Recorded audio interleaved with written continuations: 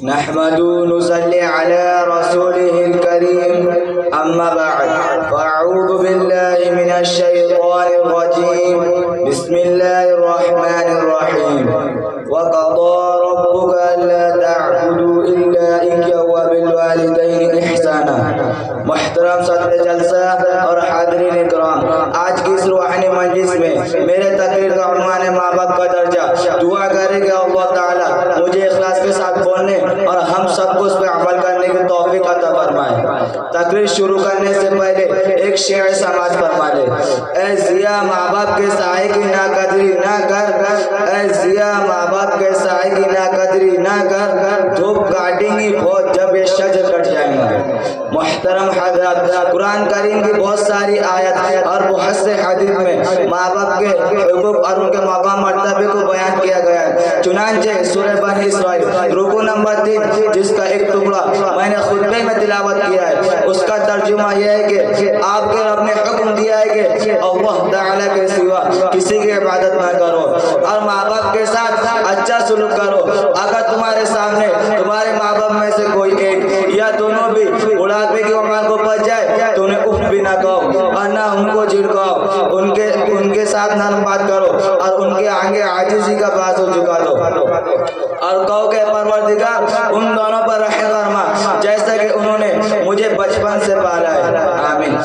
محترم حضرات، ایک حدیث پاک میں ہے کہ حضرت ابو امامہ رضی اللہ تعالی عنہ فرماتے ایک صحابی رسول اللہ صلی اللہ علیہ وسلم کے پاس آئے اور ان سے پوچھا یا اللہ کے رسول صلی اللہ علیہ وسلم ما حق الوالدین، ماں باپ کا کیا حق ہے؟ حضور صلی اللہ علیہ وسلم نے فرمایا ہما جنتک و نارک، وہ دونوں تمہاری جنت بھی ہے اور تمہاری دوزخ بھی ہے۔ مطلب یہ ہے کہ اگر تم ماں باپ کی فرما برداری کرو گے تو جنت کے حقدار بن جاؤ گے، اگر ان کے ساتھ برا سلوک کرو گے تو دوزخ میں جانا پڑے گا۔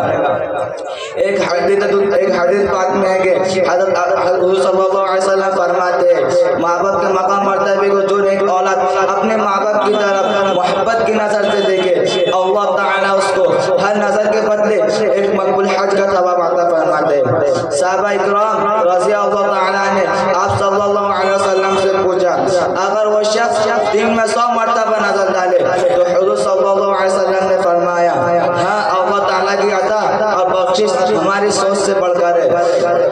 محترم حضرات، غور کرنے کا مقام ہے کہ ماں باپ کو محبت کی نظر سے دیکھنا کتنا بڑا ثواب ہے۔ اس لیے جو لوگ ماں باپ کی دل و جان سے خدمت کرتے ہر وقت ان کے آرام و سکون کا خیال رکھتے وہ اللہ کے نزدیک کتنے اونچے درجے کے مستحق ہوں گے ہم سوچ بھی نہیں سکتے۔ اس لیے ہر شخص سے فرض ہے کہ وہ اپنے ماں باپ کی دیکھ ریکھ کرے، ان کے ساتھ اچھا سلوک کرے، ان کو خوش رکھنے کی کوشش کرے، کیونکہ حضور صلی اللہ علیہ وسلم نے فرمایا رضا الرب فی رضا الوالدین و سخط الرب فی سخط الوالدین، اللہ کی رضا بندی ماں باپ کی رضا بندی میں اور اللہ کی ناراضگی ماں باپ کی ناراضگی میں۔ آخر میں دعا کریں گے اللہ تعالی ہم سب کو ماں باپ کی قدر عزت کرنے والا بنا لے۔ وما علینا الا البلاغ المبین۔